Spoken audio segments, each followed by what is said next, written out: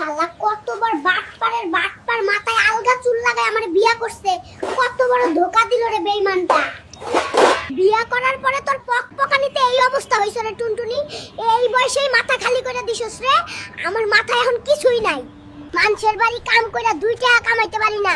টুনটুনির আবদার থাকে 2 লাখ টাকা, ওরে ছাইরা দিমু রে, আর ভালো লাগে না। হাই হাই, ডাইনিটা এখন আবার কল দিছে রে। ওই নিম্ন বংশের পোলা পাশের বাসার ভাবি নতুন স্যামসাং মোবাইল কিনছে, আমার ওইটা আজকেই লাগবো, না হইলে আমার দাম থাকবো না। উফ, কই যামু আমি? কত স্বপ্ন দেখতাম রে, বড় লোকের পোলারে বিয়া করুম, ফকিন্নির বাচ্চারে বিয়া করে এই জীবনে কিছুই পাইলাম না। ওই টুনটুনি, ভাঙ, বেশি বেশি করে ভাঙ। আমার কি রে, এগুলো তোর বাপের বাড়ি থেকেই আনছিস? ইস, শখ কত বড় লোকের পোলা বিয়া করব।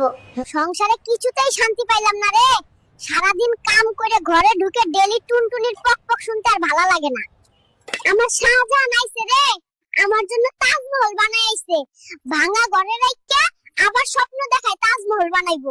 গরিবের ঘরে ডেলি সবজি খাইতে খাইতে আমার জীবন শেষ রে। একটা দিন মাছ মাংস খাওয়াইতে পারলো না শালায়, কি এক ফকিন্নির ঘরে আইছি রে। ওই টুনটুনি, বাপের বাড়ি চইলা যা, মাছ মাংস না হাতি ঘোড়া খাওয়াইবো তোর বাপে। তোর বাপ কত বড় জমিদার জানা আছে, এক লুঙ্গি 28 দিন পরে থাকে।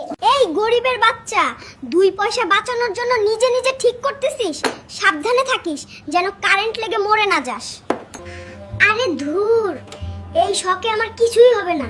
তোরে বিয়ে করার পরে তুই আমার যেই পরিমাণ শখ দিছিস, আমি শখ পুরো হয়ে গেছি।